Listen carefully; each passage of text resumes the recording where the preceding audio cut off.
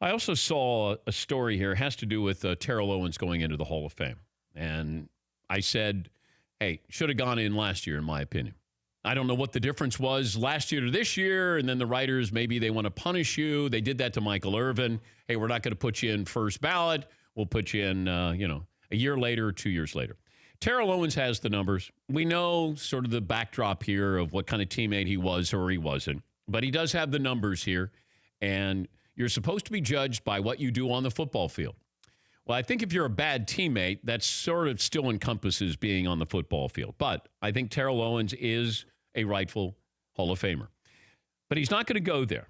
He's not going to be there in Canton. The induction ceremony is August 4th. Now, here's what's interesting. He's not going to be introduced when they have the gold jacket ceremony on Friday night in Canton, Ohio.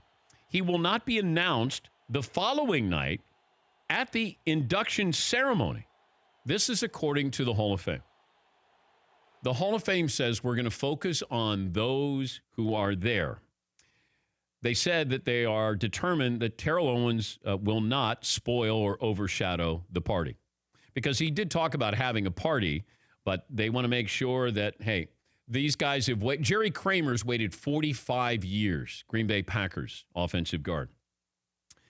Owens will get his gold jacket. It'll be mailed to him the first thing Saturday morning of the induction ceremony.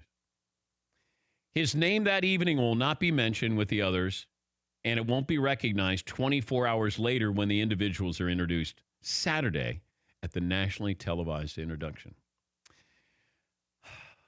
Now, he chose this, but, boy, the NFL reacted. The Hall of Fame says there's no reason to bring him up as an individual. He's not here. What if somebody got in posthumously who's not there? Now, obviously, that's not a choice there.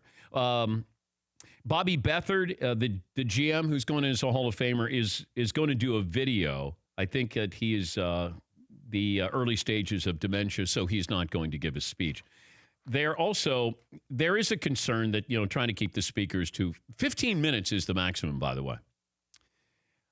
A year ago, Kurt Warner went over 30. Brett Favre went 36 minutes. Jerome Bettis, Tim Brown, 30 minutes.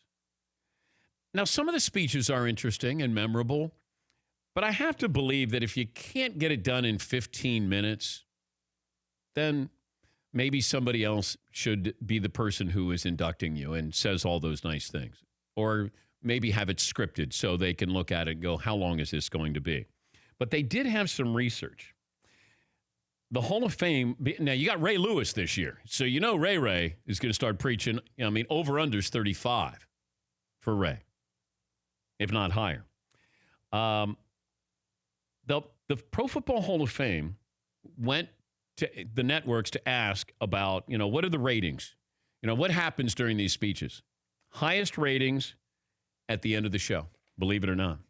So, going to be an interesting Hall of Fame induction ceremony coming up first week in August in Canton, but they're making sure Terrell Owens is gone and forgotten. For more Dan Patrick Show, tune to Audience Channel 239 on DirecTV or download the Dan Patrick Show app.